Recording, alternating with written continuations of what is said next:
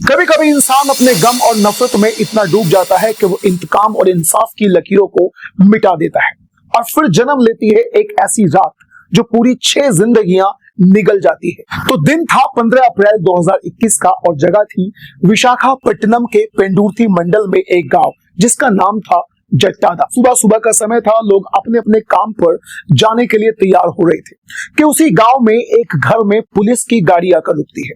जब गांव के घर में पुलिस की गाड़ी आती है तो गांव वालों का ध्यान उस गाड़ी की तरफ जाता है, प्लस उस घर की तरफ जाता है। गांव के कुछ लोग इकट्ठा होकर बस ये जानने के लिए कि आखिर इस घर में पुलिस क्यों आई है, वो भी इतनी सुबह सुबह जब हर व्यक्ति अपने काम पर जाने के लिए तैयार हो रहा है। जैसे ही गांव के लोग इकट्ठा होकर उस घर की तरफ जाते हैं, पुलिस वालों से जानने की कोशिश करते हैं कि आप इतनी सुबह सुबह आखिर इस घर में क्यों आए हो। घर में एंट्री मारते ही लोगों के होश उड़ जाते हैं क्योंकि चारों तरफ खून ही खून पड़ा हुआ था। घर का एक भी ऐसा कोना नहीं था जहां पर खून ना पड़ा हो। फिर लोगों की नजर पड़ती है घर में पड़ी हुई 6 लाशों के ऊपर। 6 की 6 लाश ऐसी थी कि किसी का गला कटा हुआ था, तो किसी का पेट कटा हुआ था, तो फिर किसी का हाथ कटा हुआ था। जब गांव वालों ने इस मंजर को देखा तो उनके होश उड़ जाते हैं। उनके अंदर डर का एक माहौल पैदा हो जाता है कि तभी उनकी नजर एक व्यक्ति पर पड़ती है जो एक कमरे के एक कोने में बैठा हुआ था और उसके हाथ में एक कुल्हाड़ी थी। जब लोगों की नजर उस कुल्हाड़ी पर जाती है तो कुल्हाड़ी पूरी तरह से खून से सनी हुई थी। उस व्यक्ति के शरीर पर पूरी तरह से चारों तरफ खून ही खून हो रखा था। अब पब्लिक जानना चाहती थी कि ये व्यक्ति कौन है और उसने इन 6 लोगों का कत्ल क्यों करा है। एक एक करके 6 की 6 लाशों को पोस्टमार्टम के लिए भिजवाया जाता है और पुलिस वाले उस व्यक्ति को अपने साथ लेकर चले जाते हैं। गांव के किसी भी इंसान की समझ में ये नहीं आ रहा था कि ये हुआ क्या है। मरने वाले सभी जानने वाले थे और जो व्यक्ति उन लोगों को मारकर पुलिस वालों के साथ गया था वो भी जानने वाला ही था। लेकिन बाद में जो कहानी निकल कर आती है उस कहानी ने गांव के अंदर डर का माहौल कर दिया, प्लस लोगों को हैरत में डाल दिया कि कोई इंसान ऐसा भी कर सकता है। अब इस केस की इन्वेस्टिगेशन होती है। गांव वाले जानना चाहते थे कि आखिर क्या हुआ। जिस व्यक्ति को पुलिस वाले लेकर गए थे उसका नाम था बतीना अप्पला राजू। बतीना अप्पला राजू इसी गांव का रहने वाला था। वो अपनी पत्नी और अपनी बेटी के साथ इसी गांव में खेती किया करता था। उसकी लाइफ में सब कुछ बहुत अच्छा चल रहा था। वो अपने परिवार के साथ पूरी तरह से खुश था। लेकिन फिर दिन आता है, गांव में ही रहने वाला एक व्यक्ति जिसका नाम था बामिदी रामना। बामिदी रामना नाम के इस व्यक्ति के परिवार में से एक व्यक्ति अप्पला राजू की बेटी के साथ गंदा काम करता है, उसका बलात्कार करता है, उसके साथ रेप करता है। और जैसे ही इस घटना का अलप्पा राजू को पता चलता है वो पूरी तरह से टूट जाता है। वो अपनी बेटी के साथ हुए इस काम के अगेंस्ट पुलिस वालों के पास जाता है और एक रिपोर्ट दर्ज कराता है।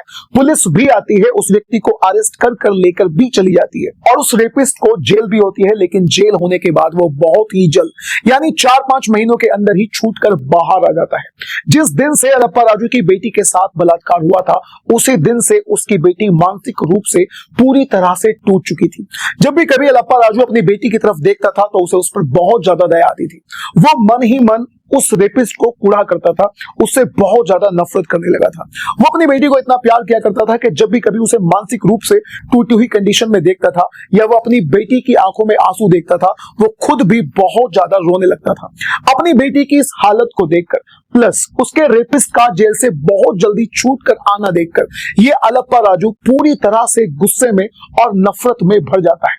बस अब इसके दिमाग में एक ही बात चल रही थी और वो बात थी कि जिस व्यक्ति ने उसकी बेटी के साथ बलात्कार किया है, उसका रेप करा है और जो व्यक्ति उसकी बेटी की इतनी गंदी कंडीशन का जिम्मेदार है वो उसे इस दुनिया से खत्म कर देगा। अब उसके दिमाग में उस व्यक्ति को केवल और केवल मारने का गुस्सा चढ़ चुका था और वो यहीं से अपनी बेटी के बलात्कार का बदला लेने की ठान लेता है और इसके लिए दिन चुनता है 15 अप्रैल 2021 की सुबह सुबह 4 बजे। सुबह सुबह 4 बजे का समय चुनता है और 4 बजे अपने हाथ में एक कुल्हाड़ी को लेकर बामिदी रामना के घर में घुस जाता है। उसके सामने जो भी आता है वो उस पर कुल्हाड़ी से वार कर देता है और उसे वहीं पर कुल्हाड़ी से काट काट कर मार देता है। अलप्पा राजू के सिर पे गुस्सा इस कदर सवार था कि उसके सामने जो व्यक्ति जिस कंडीशन में आ रहा था उसकी कुल्हाड़ी का वार जहां भी पड़ रहा था, यानी देखने वालों ने जो बताया कि किसी का सर कटा हुआ था तो किसी का हाथ कटा हुआ था तो किसी का पेट भी कटा हुआ था। तो अलप्पा राजू के सामने जो व्यक्ति जैसे जैसे आया, जिस भी कंडीशन में आया, उसने कुल्हाड़ी से उनके ऊपर इस कदर वार किया कि 2-2 4-4 कुल्हाड़ी में सबको मार डाला। उसका गुस्सा और नफरत इतनी ज्यादा बढ़ चुकी थी कि उस परिवार में 2 बच्चे भी थे। एक की उम्र थी 2 से 4 साल के बीच में और एक की उम्र थी मात्र 6 महीने। जब वो 2 बच्चे भी अलप्पा राजू के सामने आते हैं तो वो उन दोनों बच्चों को भी कुल्हाड़ी से काट देता है। परिवार का एक सदस्य और भी था जो मेन रेपिस्ट ही रहा होगा, वो घर से बाहर था। अगर वो घर में होता तो 100% अलप्पा राजू उसे भी अपनी कुल्हाड़ी से काट ही डालता।